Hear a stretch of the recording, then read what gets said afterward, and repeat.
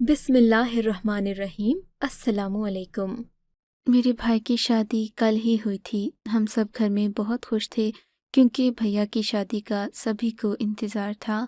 अम्मा ने तो अपने बड़े अरमानों से भाई की शादी के लिए एक खूबसूरत लड़की ढूंढी थी जो कि भाई के मयार पर पूरा उतरती थी।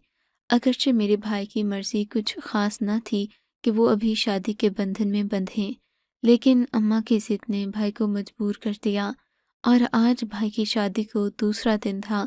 अम्मा के जैसे कांधों से सारा बोझ उतर गया था। वो ड्राइंग रूम में बैठी मुझसे बातें कर रही थीं। मेहमानों के जाने के बाद हमारे सारे काम ख़त्म हो चुके थे और हम फारिग हुए ही थे कि मुझे अपने भाई के कमरे से भाभी की हल्की सी चीख सुनाई थी और अगले ही लम्हे वो दरवाज़ा खोलकर अंधाधुंध भागती बाहर आईं। मुझे पानी दो, भाभी चीख रही थीं। मैंने आगे बढ़कर उन्हें पानी का ग्लास दिया। इन्होंने फ़ौरन पानी अपने हाथ पर उंडेला और कुछ अच्छा महसूस करते हुए एक ठंडी आह भरी। तो मैंने उनसे पूछा, क्या हुआ भाभी? निम्रा जल्दी करो, मुझे डॉक्टर के पास चलना है। मेरे हाथ में सख्त जलन हो रही है। भाभी चिल्लाते हुए बोली। तो मैं ड्राइवर को लेकर मैंने जल्दी जल्दी ड्राइवर का बंदोबस्त किया। थोड़ी ही देर में गाड़ी हमारे घर के बाहर खड़ी थी। मैं भाभी को लेकर अस्पताल गई। भैया उस वक्त सो रहे थे, इसलिए हम उन्हें साथ लेकर नहीं आए थे।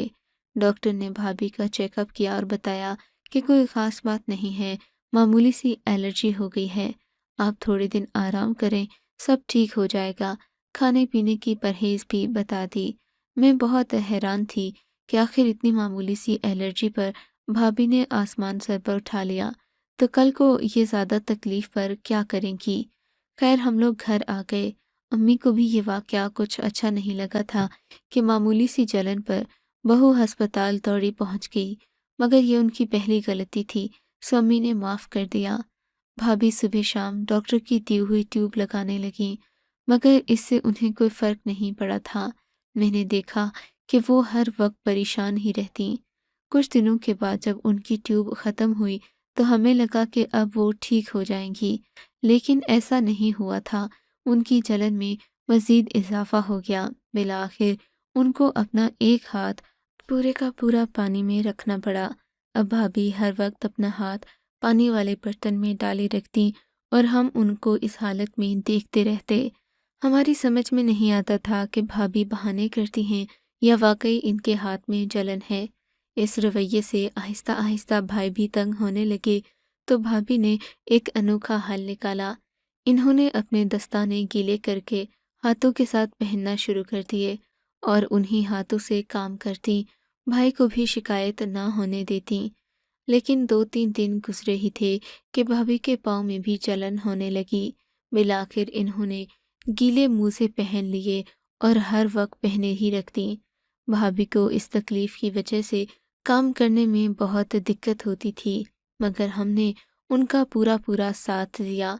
अगरचे अम्मी को उनकी ये सारी बातें किसी ड्रामेबाजी से कम नहीं लगती थीं, मगर मेरा ख़्याल था कि कोई खामखा इतनी तकलीफ़ बर्दाश्त नहीं कर सकता।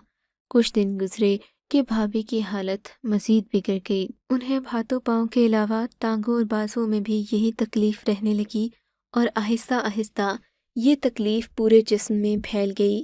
भाभी की तकलीफ़ बढ़ी तो हम सब भी परेशान रहने लगे। हमने भाभी के इलाज के लिए बहुत कोशिशें की, मगर हर कोशिश रायगां गई। किसी भी कोशिश से और इलाज से भाभी को कोई फ़ायदा नहीं हुआ था। अब भाभी घर का कोई काम नहीं कर सकती थीं। बिलाखिर हमें ये करना पड़ा कि सर से पाँव तक उन्हें एक बड़े से पानी के टब में डाल दिया गया।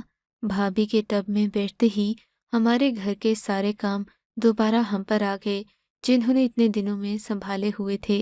अम्मा को तो बहू की इन बातों पर यकीन नहीं आता था, मगर मैं समझती थी कि हमें इस कदर खुद गर्जी से काम नहीं लेना चाहिए।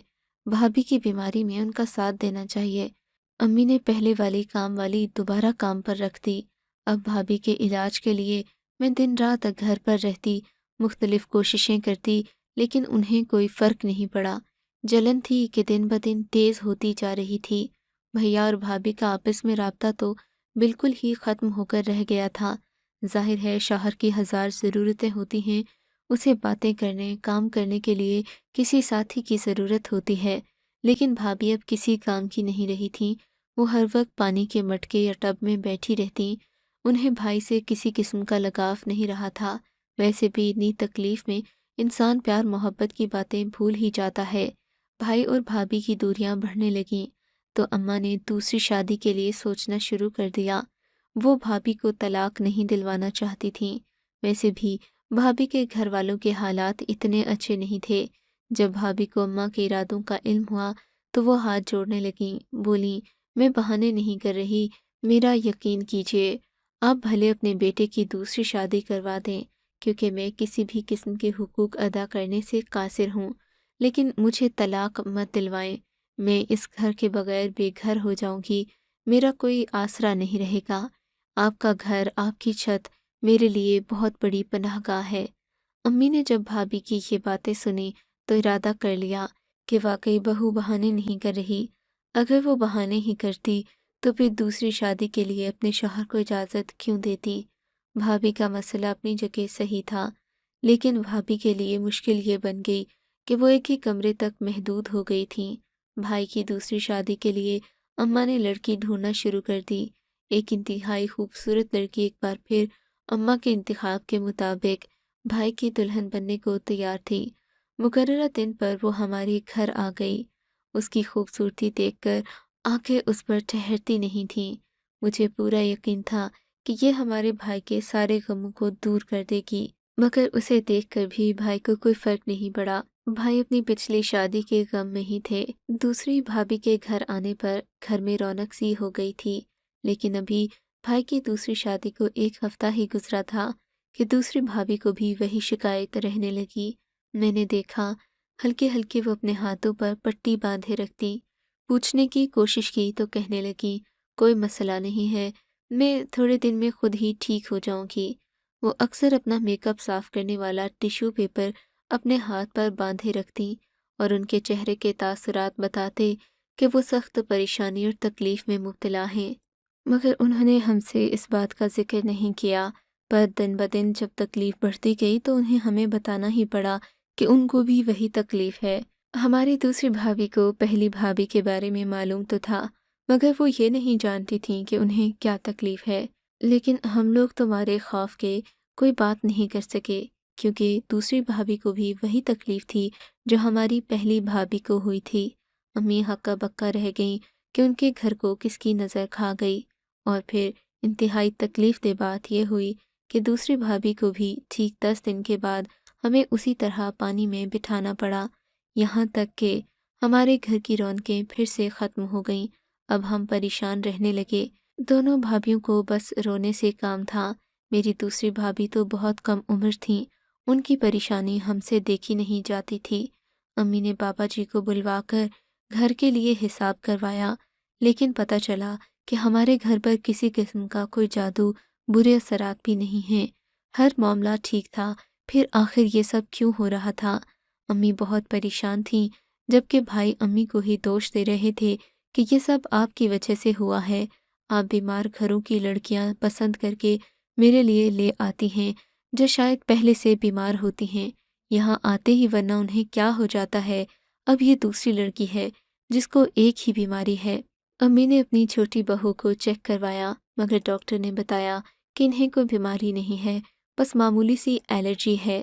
اس الرجی کے لفظ سے تو ہم بیزار ہو گئے تھے، مگر اسی دوران ایک عجیب بات ہوئی۔ میری پہلی بھابھی جو ہر وقت ایک کمرے میں محدود ہو کر رہ گئی تھیں اور اپنا وجود پانی میں ہی رکھتی، ان کی تکلیف آہستہ آہستہ کم ہو گئی تھی، یعنی وہ بالکل پہلے کی طرح چلنے پھرنے لگیں، گھر کے کام کاج کرنے لگیں۔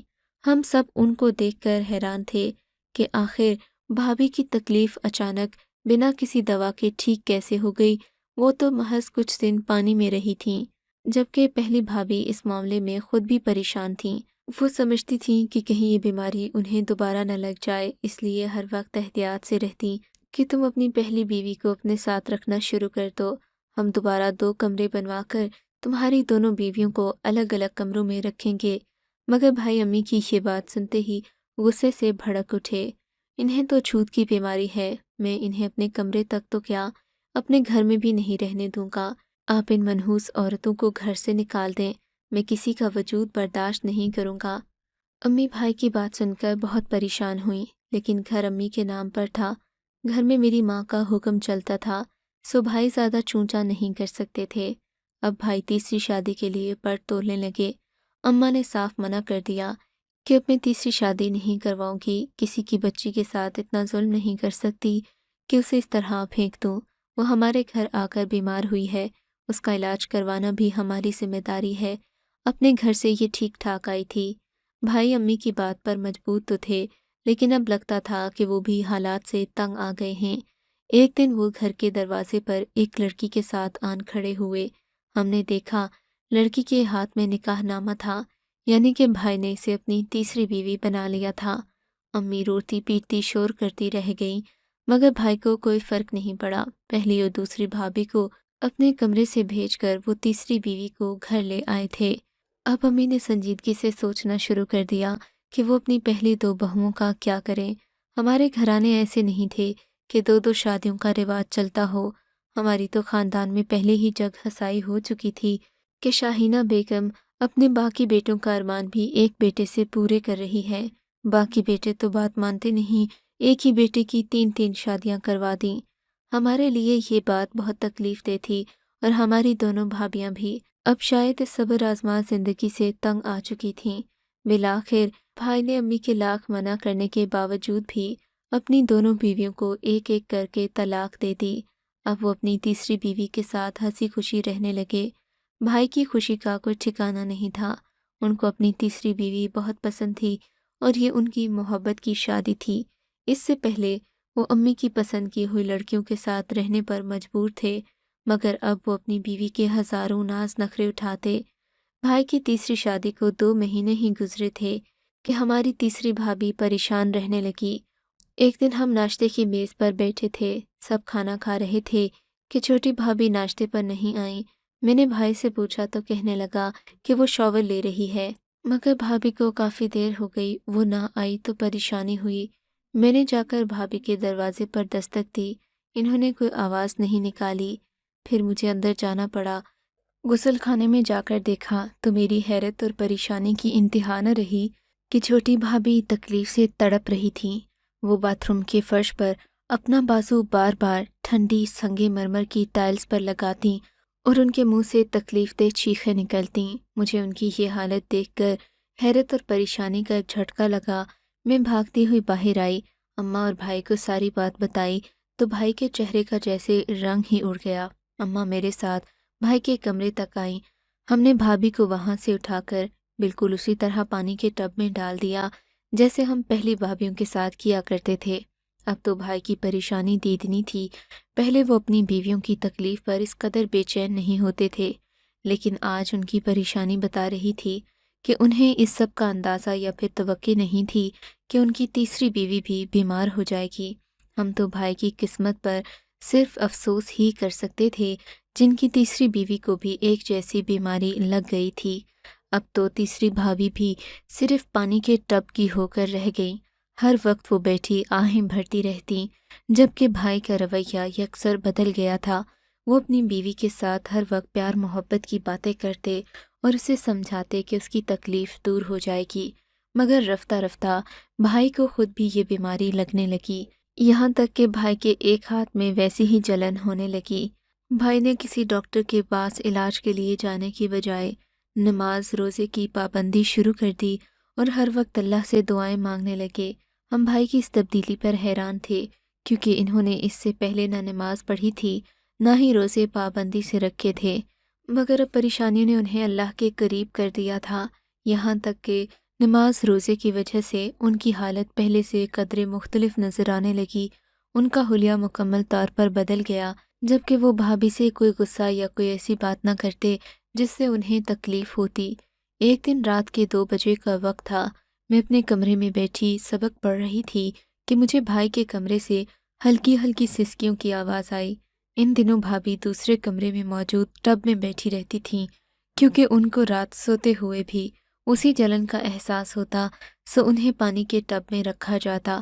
حیرت کی بات تو یہ تھی کہ ہمارے گھر سے جانے کے بعد ہماری دونوں بھابیاں پہلے کی طرح بھلی چنگی ہو گئی تھیں، جبکہ تیسری بھابھی جو گھر کے اندر تھی وہ بیمار رہنے لگی تھی۔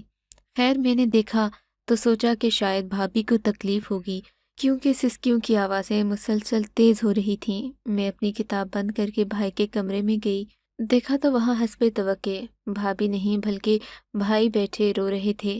ان کو ساروں قطار روتا دیکھ کر میرا بھی دل بیٹھ گیا۔ بھائی کیا ہوا ہے؟ تم اتنا تو مت رو۔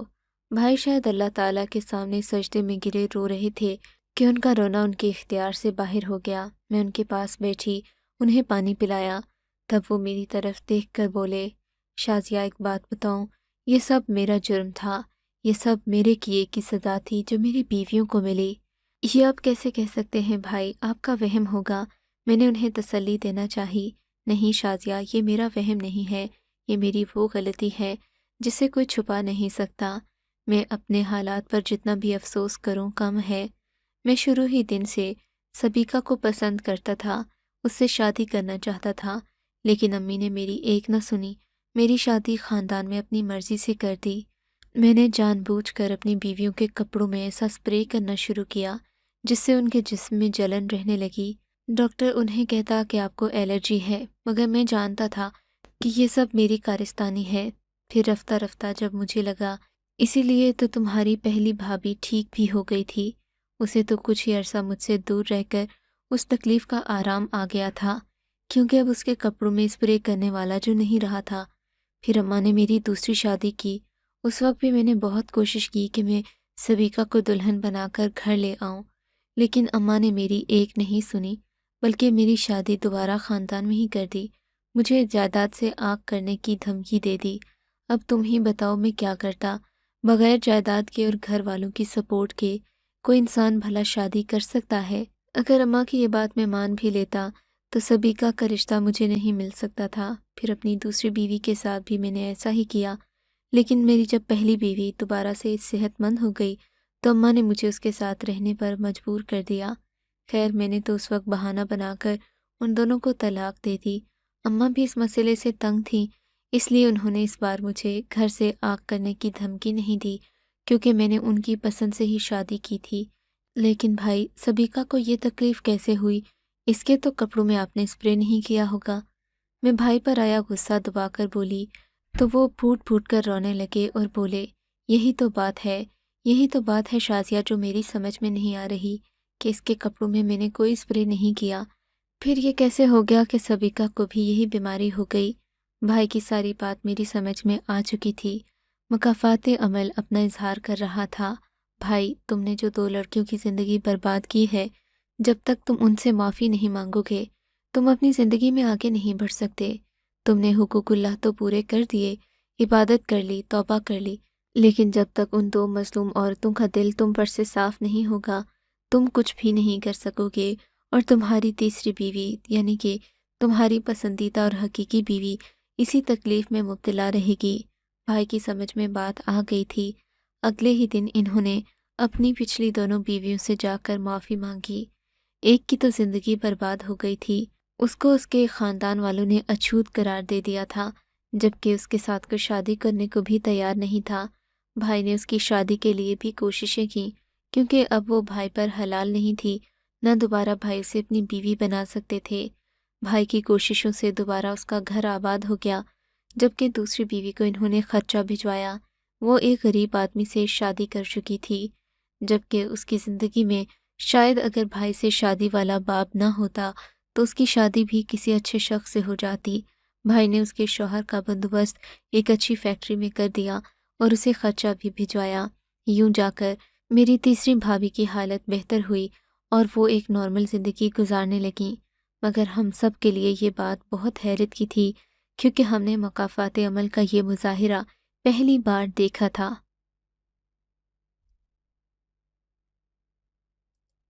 آپ کو اگر یہ کہانی اچھی لگی ہے تو اس ویڈیو کو لائک کیجیے، اور اس طرح کی مزید کہانیاں سننے کے لیے ہمارے چینل کو ضرور سبسکرائب کیجیے۔ کہانی سننے کا شکریہ۔ آپ سے ملاقات ہوگی اگلی ویڈیو میں، تب تک کے لیے اللہ حافظ۔